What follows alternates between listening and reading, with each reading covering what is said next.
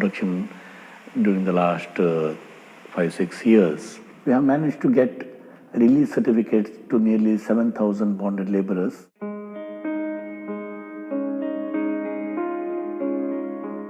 Recently, we found a mother and daughter who were working in silk production and they were in bondage conditions. The mother has been working as a bonded laborer for 8 to 9 years. She had taken a loan of 100,000 rupees. Now it has become 200,000 rupees.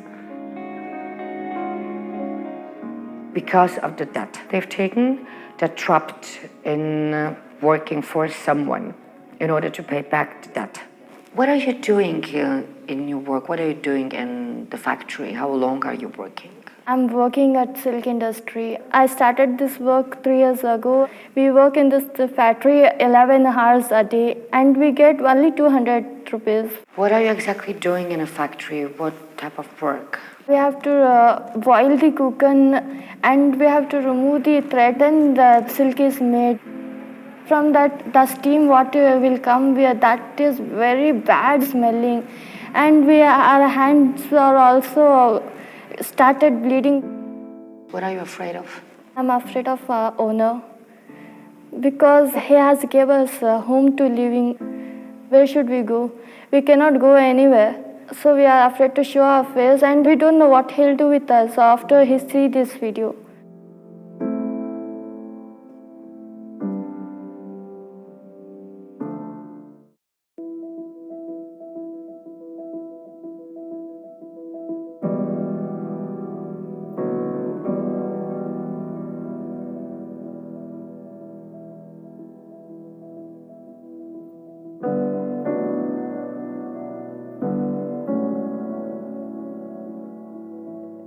The first step in silk production is growing mulberry leaves.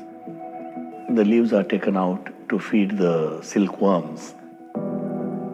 And they go on eating these leaves. Then it takes about 30 days to fully mature.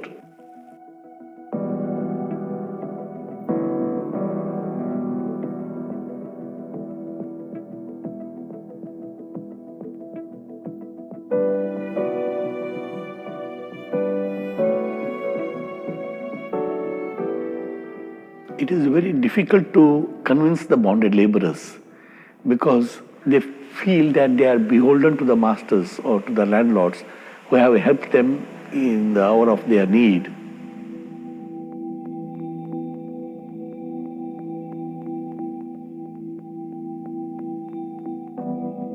Those two women, they're very afraid of the person who they're paying the debt to, working in his factory.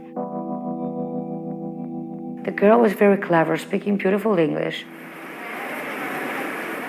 She's working in a silk factory, which means she is dealing with hot water, with enormous noise, with heat. She was being shouted at. She was being told that if she's not going to follow all the instruction of her owner, she's going to be raped. She was really terrified. I felt so sorry for her.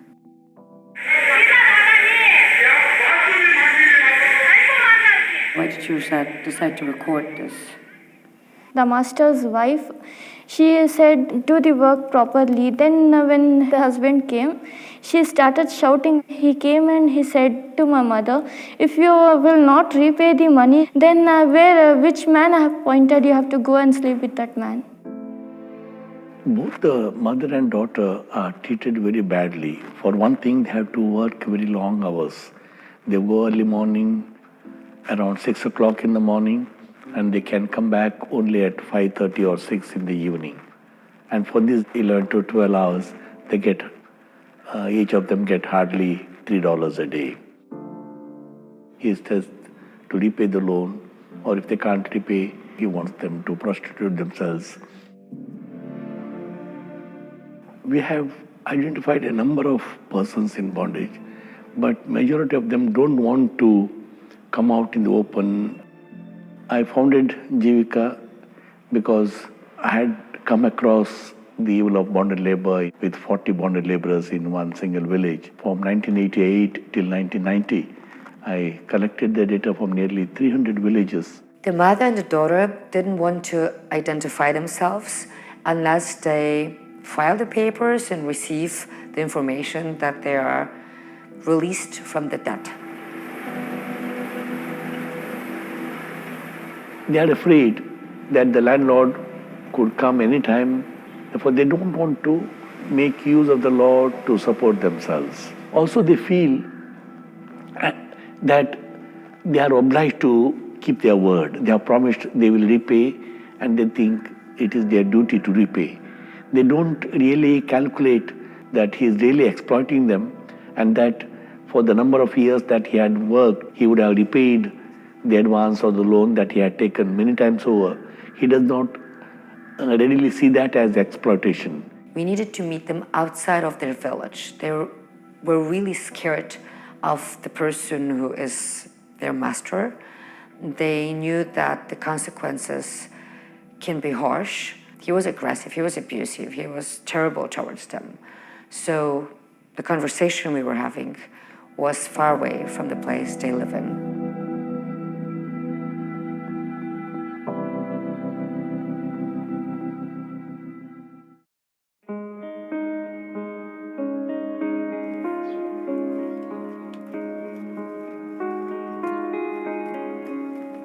Once the silkworm finds its own place, it reclines itself and spews out from its mouth the silk from its stomach, and it spins it round and round itself. And once that cocoon is formed, the laborer takes out all these cocoons and puts them into a basket, and that is taken to the market for selling.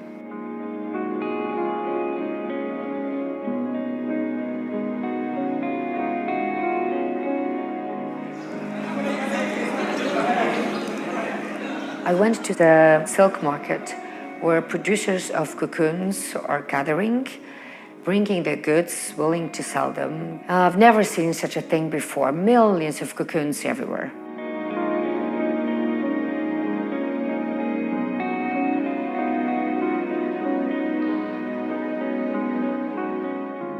The whole approach is we want to build up the agency of the bonded laborers to make them secure justice for themselves. Very often, the authorities are not implementing the act. There could be many reasons for that. Maybe the majority of the authorities are coming from the same communities as the keepers of bonded laborers. They could be of the same dominant caste as the landlords.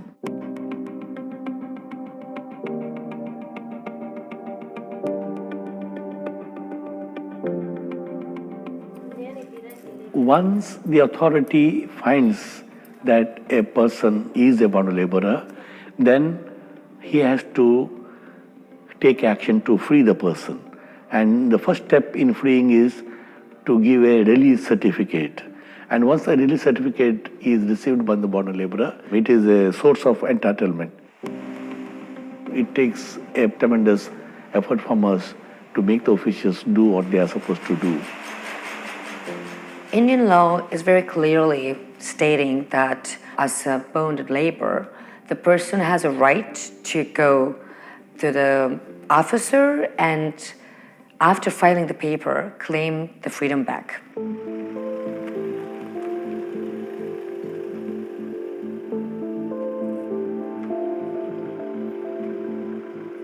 But the reality is that these people are usually struggling with filing this. It's quite complicated. It's intimidating to talk to the officer.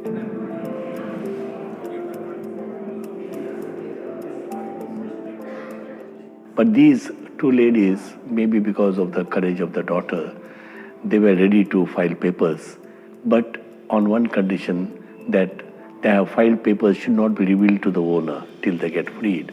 They are afraid that if the factory owners comes to know that they have filed papers, they would be thrown out of that house and they would not have any place to live. Therefore, they are very afraid. We went to the office. We needed to wait in a long queue. That was their first time to face somebody who's representing the government, so obviously they were nervous. After we entered the office, we met the official. We explained the situations these women are facing, and obviously we heard that what is happening to them is unlawful. All the Indian citizens, they have a right to be free, and bonded labor is forbidden. We can call bonded laborers in the morning and evening. Yeah. We can call the owners and we can warn them. And After the conversation, we handed the papers which were filed before, and we heard that the reply is supposed to come soon. The reply is usually not quick. Quite often the people need to wait years until they receive the positive answer informing them that they are free and that they can be supported by the government in order to be sustainable again. The officials were not surprised that here we are coming over with these two women, helpless, lost, and that we are supporting them. The officials, they knew about the phenomena, and they were obviously strongly against it. They were saying that they're going to do everything to help people who ended up in bonded labor. And, well, I hope they're going to keep their promise.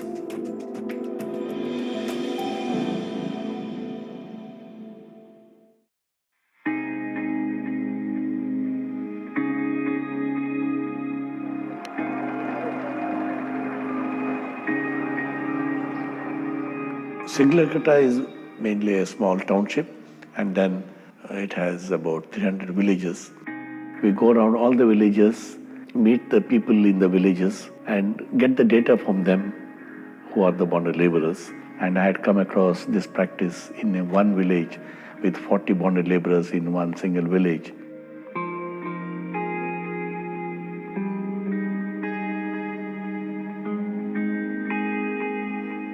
The main concern of Jivika is to work towards the eradication of bonded labor. We address all the rights issues of the bonded laborers.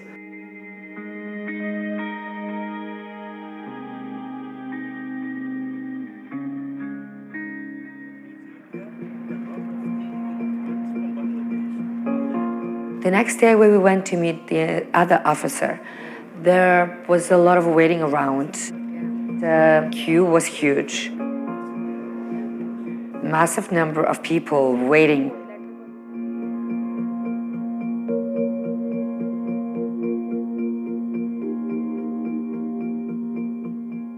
I sat down with a government official to ask him about the existing situation right now in India. Do you have any particular reason why you decided to do the job you do, which includes taking care of people who are in position of being bonded laborers?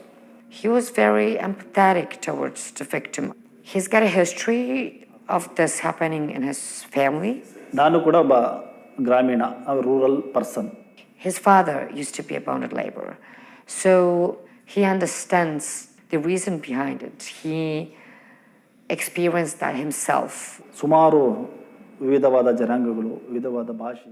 He also spoke about the rich businessmen who control these factories, and it is very difficult to take action against them.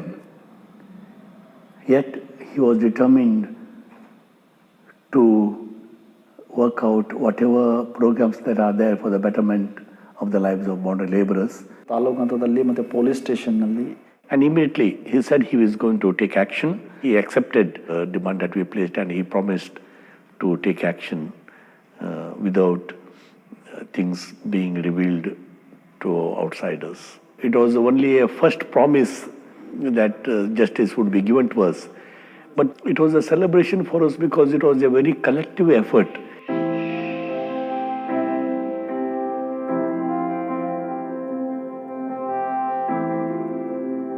Namaskara. Namaskara. In the evening, Dominica and I went to a village where former bonded women had formed a self-help group to put together their savings every week and from the collective fund when any one of the members needed money to borrow it and repay it with a small amount, and thus prevent them going into to a landlord to take loans. These programs are important because once the bonded laborers are freed, they have to be on their own and get their living. The amount, even if they earn daily wages, would not be enough. They would have occasions where they require a larger amount, and therefore, if they come together, collectively they can build up a fund which would help. They are giving each other the backup. I asked them how it feels to be free. They said it's wonderful. They love their new life. And they have each other to support each other in their new life. Kiran's approach is really complex, and this is wonderful to see that he is aware that this process to set somebody free is really complicated. Knowing that, he is supporting the victims of bonded labor and the whole process from understanding what type of situation they are in, what to do with the situation, and how to get their freedom back. Moreover, how to live their life later on after they are free. Wonderful.